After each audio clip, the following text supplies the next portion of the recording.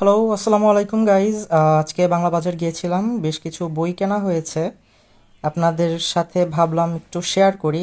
Normally আমি এই ধরনের ভিডিও বানাই না, কিন্তু আজকে মনটা খুব খুশি খুশি।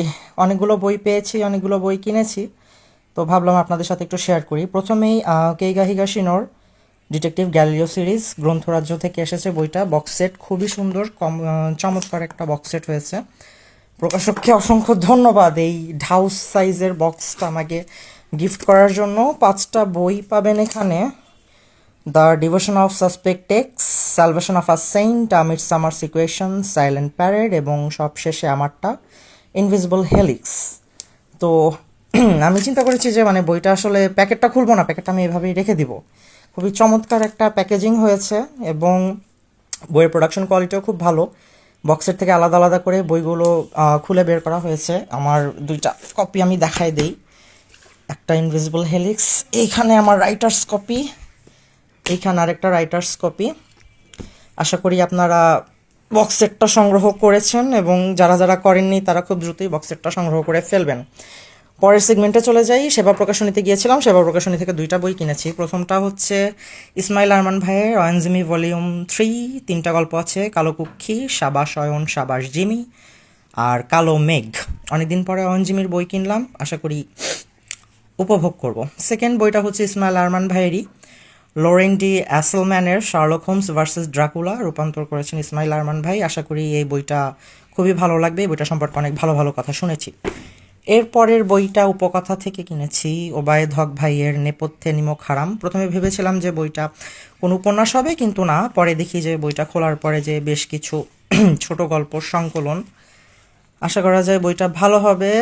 বইটা সম্পর্কে এখনও ওইভাবে কিছু রিভিউ টিভিউ এখনও পাই নাই, তো আশা করা যায় বইটা ভালো হবে। সূচিপত্র দেখতে পাচ্ছেন আপনারা, এই গল্পগুলো আছে এই বইটাতে।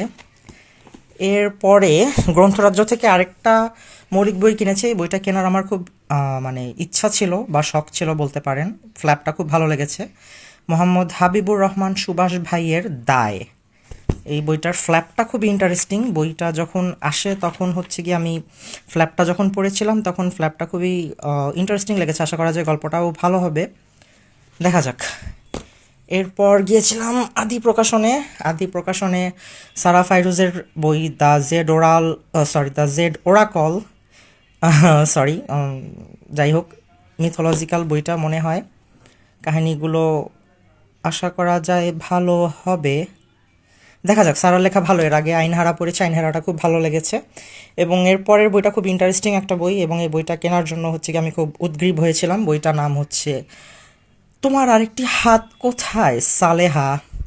আমি আশঙ্কা করছি, যেসব জায়গায় আসলে ধারণা করছি সালেহার হাত থাকতে পারে, মনে করি এই বইটা পড়ার পরে সালেহার হাতটা ওই জায়গাগুলোতে থাকবে না। যাই হোক, ফান অ্যাপার্ট, বইটা খুবই কিউট, ছোট ছোট সাইজের একটা বই। এবং আদি প্রকাশনী থেকে যে দুইটা বই কিনেছি, দুইটা বই ছোট ছোট কিউট। নীলা হারুনের সালেহা এবং সারা ফাইরুজের দ্য জেড ওরাকল।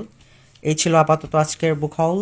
আশা করা যায় বছরের শেষটা ভালো কাটবে এবং আগামী বছরের শুরুটাও ভালো কাটবে, কারণ অনেকগুলো বই কিনেছি, এই বছর শেষ করা সম্ভব না। যাই হোক, সবাই দোয়া করবেন, ভালো থাকবেন এবং কেইগো হিগাশোনার বক্স সেটটা অবশ্যই সংগ্রহ করেন। বইটা খুবই ভালো হয়েছে, সেটটা খুবই ভারী। আশা করা যায় আপনাদের সবার ভালো লাগবে। আমরা 4জন কাজ করেছি: আশিকুর ভাই, রিজন, অয়ন ভাই, আমি। এই তো।